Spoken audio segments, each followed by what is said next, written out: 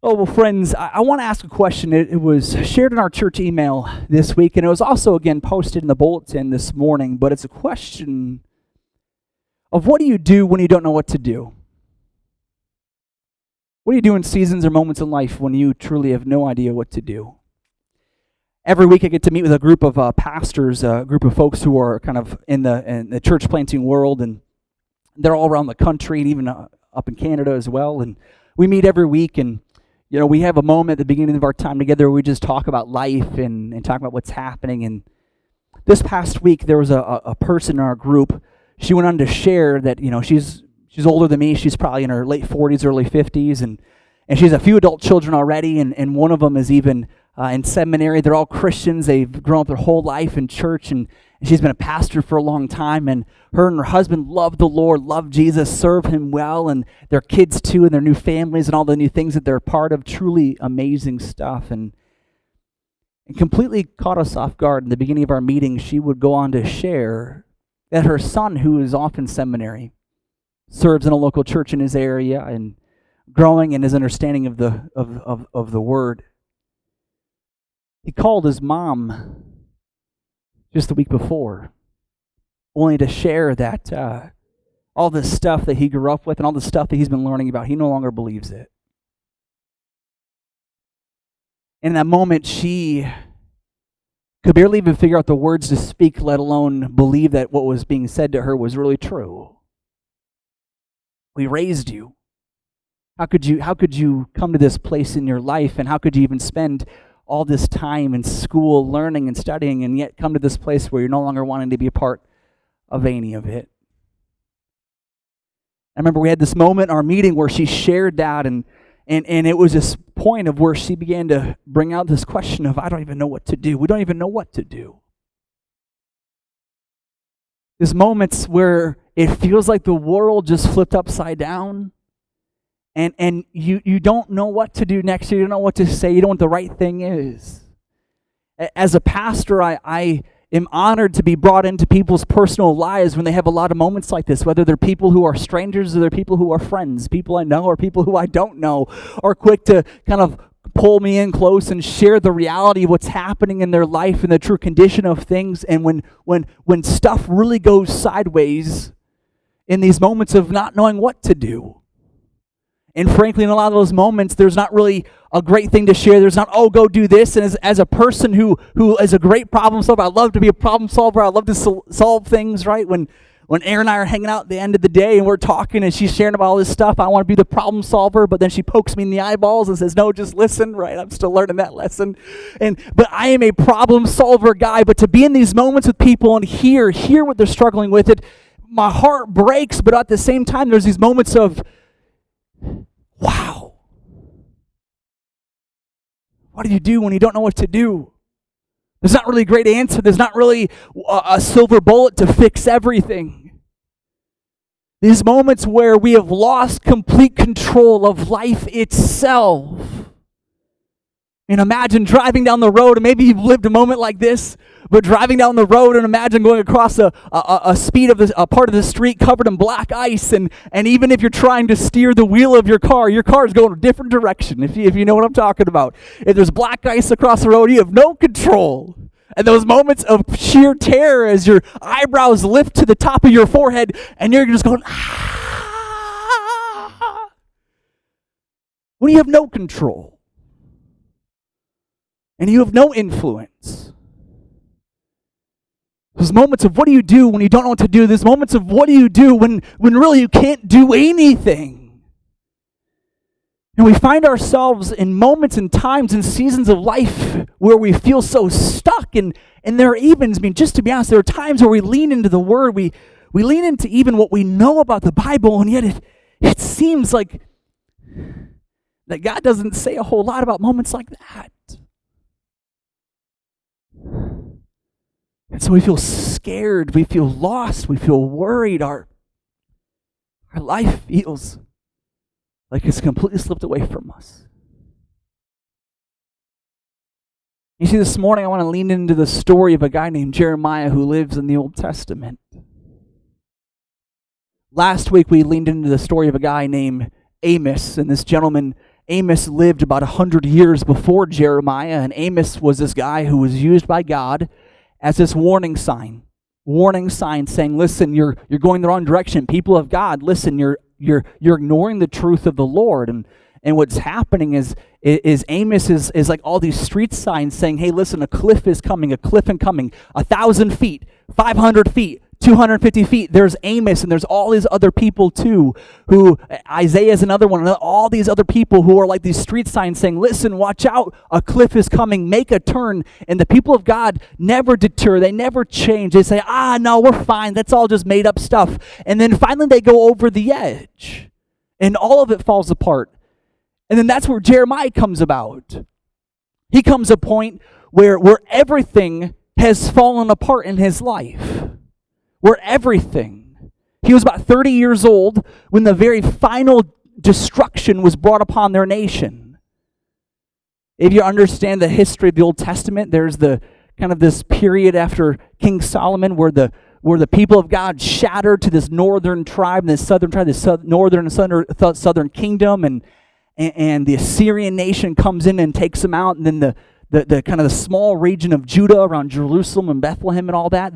Later on, the Babylonians come in and wipe them out, and then Persia comes in after all them and really decimates everything. And we see what happens is here's Jeremiah. They've already gone off the cliff. He's about 30 years old when they hit the bottom of the drop, when everything is gone. So he's in this point of his life where everything is shattered and broken, and yet he has no idea what to encourage people with. He has no idea what to say. You read the book of Jeremiah, and one of the most profound messages that he shares, he says, listen, we're going to be here at the bottom of this cliff. We're going to be here for 70 years. So build some houses, grow some farms and some fields, grow some crops, because we're going to be here for a while. In his life even. Everything is shattered. He doesn't know where to begin to try to help. And what happens is that he writes the book of Jeremiah, which is his message to a lot of the people. But then my assumption is that privately he writes the book called Lamentations. The book of Lamentations is right after the book of Jeremiah, and it gets its name from lament. It's great sorrow, great grief, great loss. And it's only a short 5-chapter book of the Old Testament written by Jeremiah, but it's written, I imagine, as a private devotion between his heart and God, when he has no idea what to do. He has no idea where to begin. And you see, he begins the book in Lamentations chapter 1 as he writes these words. He says, Jerusalem, once so full of people, is now deserted.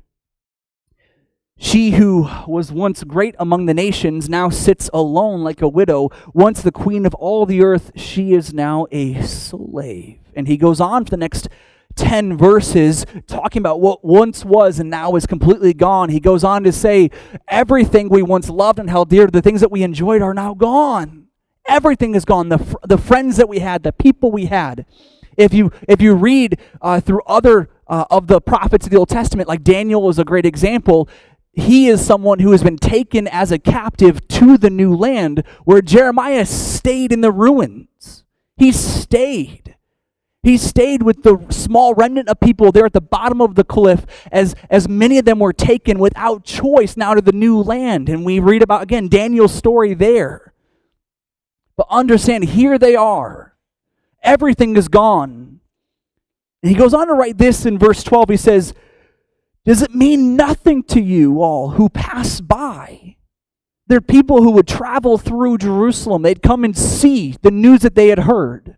They didn't have social media. They didn't have Instagram and all that stuff back then. Even today, it's not really a trustworthy source of information, but yet still we learn about things happening around the world through all of it. And yet people would come through. They'd come through this city. They'd come through. We've heard the great people who were once there are now destroyed. What is going on? They come and see for themselves. He says, does it mean nothing to all of you who pass by? Look around and see if there's any suffering like mine, which the Lord brought on me when he erupted in fierce anger.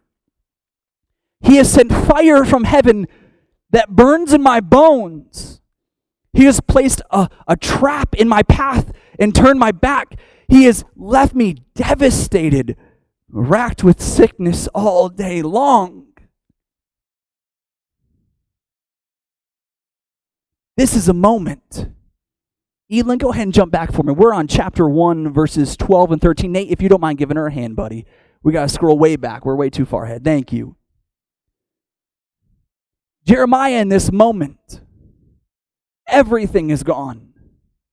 And what astonishes me is he is here in this place. If you read through the book of Jeremiah, he spends all this time saying, look at where you've brought us. It is our sin. It is our life of rebellion that has brought us to this place. God has warned us. He is the one who is protecting us. And for so long, we told him we didn't want him. And so when he lifted the shield, this is what happened.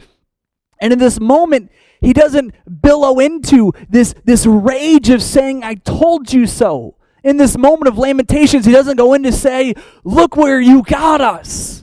Look what happened. No, he actually goes on to say more in chapter 2, verse 11. He says this. He says, I have cried until the tears no longer come. My heart is broken. My spirit is poured out in agony as I see the desperate plight of my people. Little children and tiny babies are fainting and dying in the streets. Pure evil is happening in front of us. This is a profound moment, because as he is seeing what's taken place, this is a moment where he is expressing great sorrow for his family, for his people, even though they've gotten themselves where they are, even though they have caused their own ruin. He expresses great mourning for them. And this is a significant reality. This is so important for us to lean into, to understand, friends, to understand this reality, this message that when we find ourselves in not knowing what to do next, it's important that we understand that we should mourn like Jeremiah. This moment of not knowing where to go, he says, my eyes are empty of my tears. I have nothing left. We should mourn. We are a group of people who often get angry.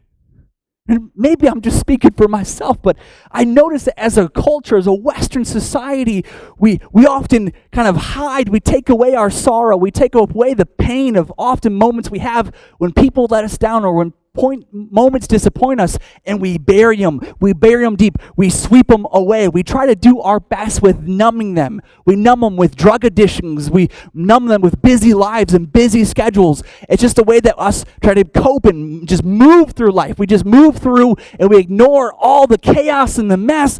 But Jeremiah is trying to wave this flag to get us to see that we have got to slow and to mourn, to recognize the great internal struggle that is happening inside of us. Understand that mourning is this external expression of this internal struggle that is taking place. And Jeremiah says, when you don't know what to do, mourn with me. I am mourning in this season of confusion, in this season of being lost, this season of mourning, where I'm not concerned at showing others how I can hold it in and be strong. And if you're a person who gets hurt by others, which is all of us, which is everybody, people we care for, people we love, people we want the best for, but they run the other way. They get themselves into chaos and mess, and it grinds us and it irritates us. It's like, why can't you grow up? Why can't you get better? Why can't you catch up? Why can't you just fix this? Why can't you just do this? Why can't you just stop all of this stuff? Understand that when we mourn, it's this thing that happens inside of us where our hearts actually begin to soften. They actually begin to sense a sense of sympathy and empathy. They begin to have compassion. And we begin to be able to forgive, which is insane. When we, in these moments, we instead want to point and say, you did this. We stop and we mourn because the pain that someone we trusted betrayed us. We begin to mourn. It begins to soften our heart, especially when we begin to mourn before God. We'll see here through Jeremiah's story, when he mourns before the Lord hears him. When we mourn, it changes the way that we lift our prayers to God. Know that when you read through the story of the Bible, there are more people whose prayers are heard by the Lord who approach him with a heart full of sorrow than those who are angry. There are people who approach God in anger, but oftentimes God doesn't listen to them. But when they approach him with a heart that is mourning, a heart that is full of sorrow and grief, the Lord listens. The Lord listens. There are so many moments from Genesis to Revelation, so many moments where people come to the Lord in great mourning and great sorrow and great grief and great pain. They say, Lord, see me, see my pain, see my suffering. My favorite moments is King David, after he has done all of his evil, after he's been a man who's been close to God his whole life, but then he falls and he has an affair, and the Lord begins to kind of bring about some judgment and some things against him. Just natural consequences. His life begins to fall apart after he destroys everything. And what happens, he says, Lord, please forgive me, please restore me, please, would you change this? Would you please fix some of this? And as a result, he actually saves his child's life, but then he also too gets to experience once again, but this man who's a great king, who's often dressed in gold and these fine robes, he tears off all of it and puts on a sackcloth, and he comes before the Lord. He says, Lord, see my heart. See my heart. And in his story, he has done wronged. He has done what is wrong, and he has been restored and forgiven. And there are so many other moments where others have been wronged against. Hagar in the Old Testament, who've been hurt and who've been ridiculed by Sarah. Abraham and Sarah, this woman who has been ridiculed by this other woman, she runs away, and the Lord hears her mourning. She says, look what they've done to me. And the Lord hears her mourning, hears her, and he responds. Other moments, the mother of Samuel in the Old Testament. Samuel is one of the greatest men of God in the Old Testament. Greatest men of God. And his own mother couldn't have children, and she was struggling for years and years and years, and she came into the temple and she said, Lord, can't you see me? Can't you see? No one has done wrong to me. It's just the way that life is for me. No one has done this to me. I've not even created this myself, but Lord, see my pain, see my struggle. Won't you hear me? And the Lord blesses her with a son. Understand, when we mourn, it changes our heart towards people, and it changes our heart towards God, because it helps us to let go. It helps us to be okay that we're not the ones behind the wheel. It helps us to be okay. It helps us to be okay that things are going off the rails, but allow us to back away and say, Lord, I need you. I need you. I need you. Jeremiah in this moment is not walking around his town saying, you did this, what I say, who's right, me? He's not angry, he's not vengeful, any of this stuff. He mourns. He mourns. He mourns. And he's often known as the weeping prophet because people know him as a man who mourns. This is an important part of his story.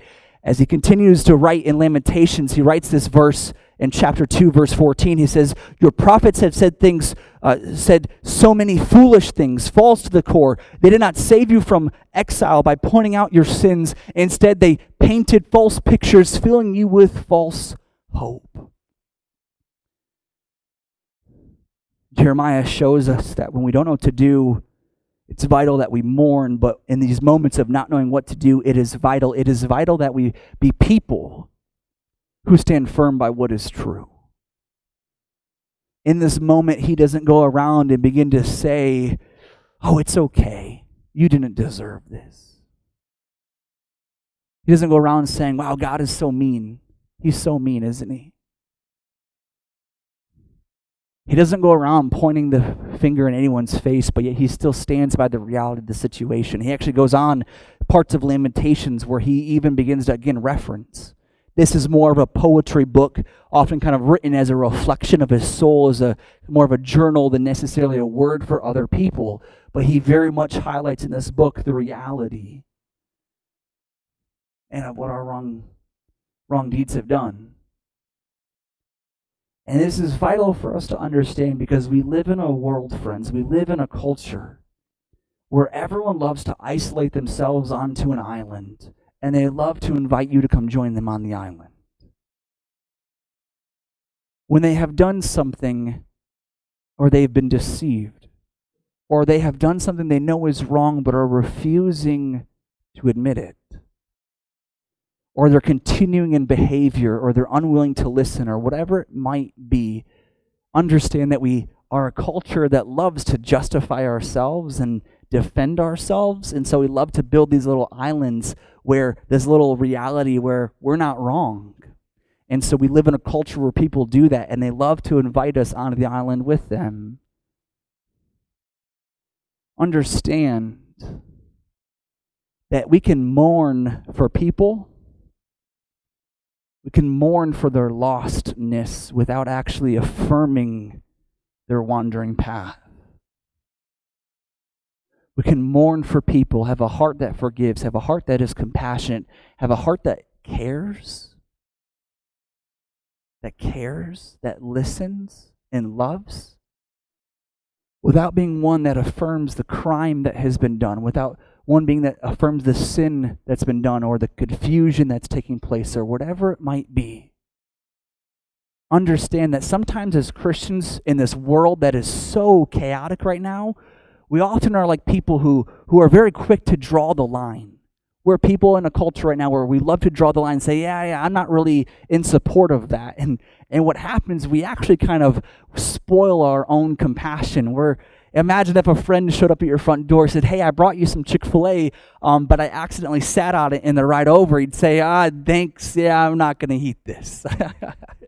We live in a culture where we're very quick to say, I love you, but man, I hate your lifestyle. And what happens is we're spoiling our mourning, we're spoiling our compassion, we're spoiling the way that we are wanting to be used by God to care and to lead and be light to people. And so people are very quick. While it's important that we draw the line, in some moments, not every moment is the same, but oftentimes when people believe that we are on their side, but we're not, those are good moments to draw the line. When people speak out and say, wow, look at this person, he's in the support of me, those are moments where we draw the line. We make it clear that we're not on the island with them. But it's vital that we understand that we be people of compassion. Understand that Jeremiah, as he stand firm in the truth, he was used by God as the people were at the bottom of the cliff. He was still a man who brought care and compassion and support. He encouraged his people. He would bring food to those who were starving, even though they brought all of it on themselves.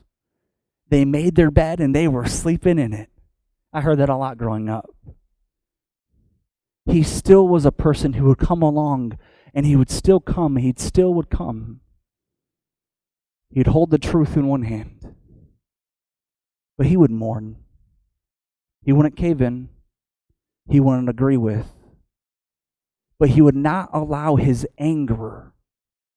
He would not allow his need to be right. He would not allow his need to win the argument to seize his ability to both keep a soft heart towards people and a soft heart towards God, and also remain in the truth and the righteousness of the Lord. Because he was a man who was right with God. And guess what? He remained right with the Lord, and he still cared for people, and people hated him.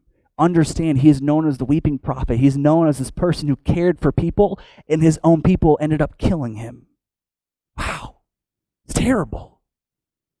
He lived to be in his late 60s in his life, but his own people said, why won't you just agree with us? And he said, no, he stood by the Lord. He did what he was being used by God to do. His own people turned against him.